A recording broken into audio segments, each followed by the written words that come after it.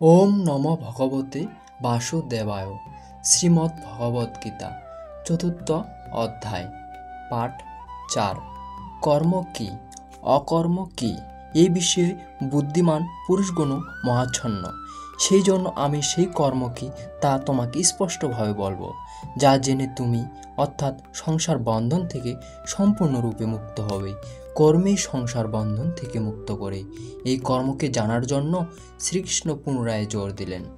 কর্মের ও অকর্মের স্বরূপ অবগত হওয়া আবশ্যক এবং বিকর্ম অর্থাৎ বিকল্পশূন্য বিশেষ কর্ম, যার আচরণ আপ্ত পুরুষগণ করতে সমর্থ হন, তাও অবগত হওয়া আবশ্যক।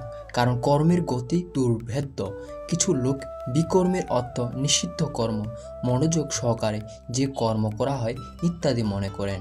বস্তুত এখানে বি উপসর্গ বিশিষ্টতার দত্তক। প্রাপ্তির পর প্রত্যেক পুরুষ কর্ম বিকল্প শূন্য হয়। আত্মস্থিত আত্মতৃপ্তিত আত্মকাম মহাপুরুষগণ কর্মে প্রবৃত্ত থাকলে না কোনো লাভ হয় এবং কর্ম ত্যাগ করলে না কোনো লোকসান হয়, তবুও অনুগামীদের মঙ্গলের জন্য তারা কর্মে প্রবৃত্ত থাকেন। এরূপ কর্ম বিকল্প শূন্য হয়, বিশুদ্ধ হয় এবং এই কর্মকেই বিকর্ম বলে। উদাহরণের জন্য গীতায় যেখানে যেখানে বি উপসর্গের প্রয়োগ হয়েছে সেটা তার বিশেষত্বের দত্তক, নিকৃষ্টতার নয়। যেখানে যিনি যোগযুক্ত তিনি বিশেষরূপে শুদ্ধ আত্মাযুক্ত, বিশেষরূপে জয়ী অতঙ্করণযুক্ত ইত্যাদি বিশিষ্ট তার দত্তক স্বরূপ। এই প্রকারে গীতায় মাঝে মাঝে বিয়ের প্রয়োগ করা হয়েছে, যা বিশেষরূপে পুণ্যের দত্তক স্বরূপ। এই প্রকার বিকর্ম ও বিশিষ্ট কর্মের দত্তক স্বরূপ, যা প্রাপ্তির পর মহাপুরুষগণ দ্বারা সম্পাদিত হয়, যা শুভাশুভ সংস্কারের সৃষ্টি করে না। বিকর্ম কাকে বলে আপনি দেখলেন। বাকি রইল কর্ম ও অকর্ম, যা পরের শ্লোকে বুঝবার চেষ্টা করুন। যদি এখানে কর্ম অকর্মের পার্থক্য বুঝতে না পারেন তাহলে কখনো বুঝতে পারবেন না। যিনি কর্মে অকর্ম দেখেন, কর্মের অর্থ আরাধনা, অর্থাৎ আরাধনা করেও নিজেকে কর্তা বলে অনুভব করান না, বরং গুণত্রয়ী আমাকে চিন্তনে নিযুক্ত করেই আমি ইষ্ট দ্বারা সঞ্চালিত এরূপ অনুভব করেন। এবং যখন এই প্রকার অকর্ম দেখার ক্ষমতা এসে যায় এবং নিরন্তর কর্ম হতে থাকে, তখনই বুঝতে হবে যে ঠিক পথে কর্ম হচ্ছে। তিনি বুদ্ধিমান মানুষের মধ্যে তিনি যোগী, যোগযুক্ত, বুদ্ধি সম্পন্ন এবং সম্পূর্ণ কর্মের কর্তা। তার কর্মে লেশমাত্র ত্রুটি থাকে না। সারাংশত অতএব এই আরাধনাই কর্ম। সেই কর্ম করুন এবং করবার সময় অকর্ম তা ভাব নিয়ে করুন যে আমি তো যন্ত্রমাত্র, করাচ্ছেন ইষ্ট এবং আমি গুণজাত অবস্থা অনুসারে চেষ্টা করে যাচ্ছি মাত্র।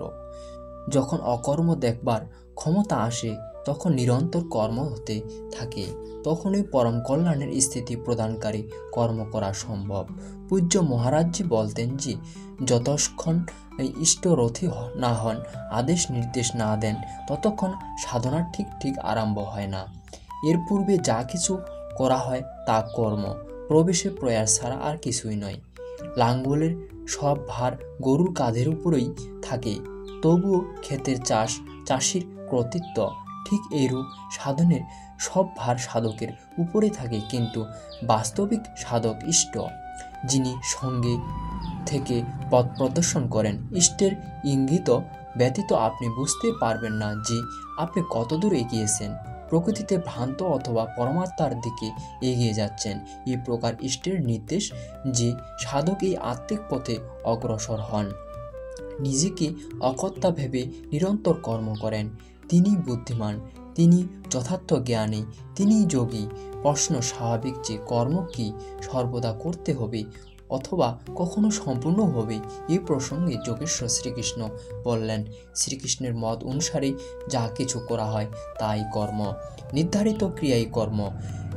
অর্জুন, তুমি নির্ধারিত কর্ম করো। নির্ধারিত কর্ম কি? বললেন, যজ্ঞকে কার্যরূপ দেওয়াই কর্ম। তাছাড়া যা কিছু করা হয় যে সমস্ত কি কর্ম নয়? শ্রীকৃষ্ণ বললেন, এই যজ্ঞকে কার্যরূপ দেওয়া ছাড়া কিছু করা হয় তা এই লোকেরই বন্ধন, কর্ম নয়। অর্জুন, যজ্ঞ সম্পূর্ণ করবার জন্য উত্তম রূপে আচরণ করো। এবং যজ্ঞের স্বরূপ বললেন, যা হলো শুদ্ধরূপে আরাধনার এক বিধি বিশেষ, যা আরাধ্য দেব পর্যন্ত পৌঁছাতে তাতেই বিলীন করে দেয়। এই যজ্ঞে ইন্দ্রিয়ের দমন, মনের সমন, বৈদিক সম্পদ লাভ ইত্যাদি বলে শেষে বললেন, বহু যোগী প্রাণ এবং আপনের গতি নিরুদ্ধ করে প্রাণায়াম প্রণাম হয়ে যান। এরূপ অবস্থাতে অন্তরে কোনো সংকল্প জাগে না, বাহিরের জগতের ঘটনা মনে রেখাপাত করতে পারে না। এইরূপ স্থিতিতে চিত্তকে সম্পূর্ণরূপে নিরুদ্ধ করে সেই নিরুদ্ধ চিত্তের বিয়োগকালে সেই পুরুষ শাশ্বত সনাতন ব্রহ্মে প্রবেশ পান। এই সমস্তই যজ্ঞ, যাকে কার্যরূপ দেওয়ার নাম কর্ম। কর্মের শুদ্ধরূপ আরাধনা, কর্মের অর্থ ভজন, কর্মের অর্থ যোগ সাধনাকে উত্তম রূপে সম্পাদিত করা, যার বিশদ বর্ণনা বর্তমান অধ্যায়ে পরে করা হবে। এখানে কর্ম ও অকর্মের পার্থক্য করা হয়েছে, যাতে কর্ম করবার সময় তার সঠিক দিক নির্ধারণ হয় এবং তাতে চলা যেতে পারে। অর্জুন, যিনি সম্পূর্ণরূপে ক্রিয়া আরম্ভ করেছেন, যা পূর্বে শ্লোকে বলা হয়েছে যে অকর্ম কি তা দেখবার ক্ষমতা বলে, কর্মে প্রবৃত্ত পুরুষ সম্পূর্ণ কর্মের কর্তা হন, যাতে লেশ মাত্র ত্রুটি থাকে না। ক্রমশ উত্থান হতে হতে তখন এটা সূক্ষ্ম হয় যে বাসনা এবং মনের সংকল্প বিকল্পের ঊর্ধ্বে উঠে যায়। কামনা এবং সংকল্পে নিরুদ্ধ হয় মনের জয়ী অবস্থা। অতএব কর্ম এই মনকে কামনা এবং সংকল্প বিকল্পের ঊর্ধ্বে নিয়ে যায়। এই সময় অন্তিম সংকল্প শান্ত হওয়ার পর যাকে জানি না, জানবার ইচ্ছুক ছিলাম, সেই পরমাত্মার প্রত্যক্ষ জ্ঞান হয়। ক্রিয়াত্মক পথে চলে পরমাত্মাকে প্রত্যক্ষভাবে জানা জ্ঞান। সেই জ্ঞান লাভের সঙ্গে কর্ম সর্বদার জন্য ভস্মীভূত হয়। যাকে লাভ করবার আকাঙ্ক্ষা ছিল, যখন তাকে লাভ করেছি, এর চেয়ে শ্রেষ্ঠ কোনো সত্তা নেই, তখন কর্ম করে কার খোঁজ করা হবে? তাকে জানবার পর কর্মের প্রয়োজন হয় না। এরূপ স্থিতি যাদের, তাদেরই বোধ স্বরূপ মহাপুরুষগণ পণ্ডিত বলেছেন, তাদের জ্ঞানপূর্ণ। এরূপ স্থিতিযুক্ত মহাপুরুষ করেন কিভাবে অবস্থান করেন, তার অবস্থাটির উপর আলোকপাত করলেন। অর্জুন, সেই পুরুষ সাংসারিক আশ্রয় থেকে মুক্ত, নিত্য বস্তু পরমাত্মাতেই তৃপ্ত, কর্মের ফল পরমাত্মার আসক্তি ত্যাগ করে, কারণ এখন পরমাত্মা অভিন্ন, উত্তম রূপে কর্মে প্রবৃত্ত থেকে কিছু করেন না। যিনি দেহ এবং অন্তঃকরণ জয় করেছেন, সকল ভোগ সামগ্রী ত্যাগ করেছেন, এরূপ আশামুক্ত পুরুষের দেহ কর্ম করেছে দেখা যায় মাত্র, বস্তুত তিনি কিছুই করেন না, এই জন্য তার পাপ হয় না। তিনি পুণ্যত্ব লাভ করেছেন, সেই জন্য তাকে গমনাগমন করতে হয় না। বিনা চেষ্টাতে যা কিছু লাভ হয় তাতেই সন্তুষ্ট। সুখ, দুঃখ, রাগ, দেশ এবং হর্ষ, শোকাদি দ্বন্দ্বগুলির অতীত, ঈর্ষামুক্ত এবং সিদ্ধি ও অসিদ্ধিতে সমত্ব ভাবযুক্ত পুরুষ কর্ম করলেও সেই কর্ম আবদ্ধ হন না। সিদ্ধি অর্থাৎ যাকে লাভ করবার ছিল, তিনি যখন অভিন্ন এবং আর কখনো পৃথক হবে না, সেই জন্য অসিদ্ধিতে ভয় নেই। এই প্রকার সিদ্ধি ও অসিদ্ধিতে সমভাবযুক্ত পুরুষ কর্ম করেও আবদ্ধ হন না। তিনি কোনো কর্ম করেন, সেই নিয়ত কর্ম যজ্ঞের প্রক্রিয়া। পুনরায় একে বলেছেন, অর্জুন, যজ্ঞের আচরণে কর্ম এবং সাক্ষাৎকারকেই জ্ঞান বলে। এই যজ্ঞের আচরণ করে সাক্ষাৎকারের পর জ্ঞানে স্থিত, সঙ্গদোষ এবং আসক্তি মুক্ত পুরুষের সমস্ত কর্ম উত্তম রূপে বিলীন হয়। সেই কর্মের কোনো পরিণাম নেই, কারণ কর্মের ফল পরমাত্মা ও তিনি এখন অভিন্ন, ফলে আর কি লাভ হবে? সেই জন্য এই মুক্ত পুরুষগণের নিজের জন্য কর্মের প্রয়োজন হয় না। তবুও লোক সমগ্রের জন্য তারা কর্ম করেন এবং কর্মে প্রবৃত্ত থেকে তারা কর্মে লিপ্ত হন না।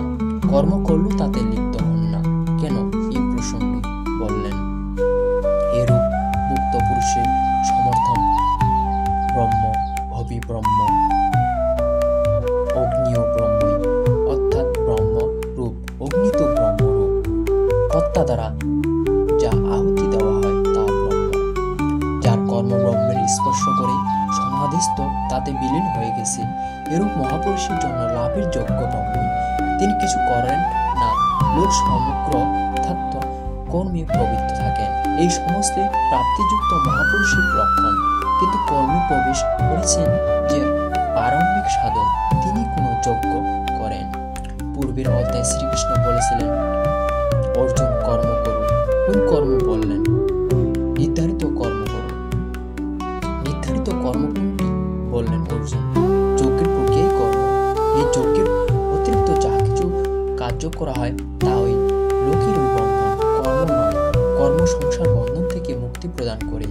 অতএব যজ্ঞ সম্পূর্ণ করবার জন্য সঙ্গ দোষ থেকে তফাতে অবস্থান করে উত্তম রূপে যজ্ঞের আচরণ করুন।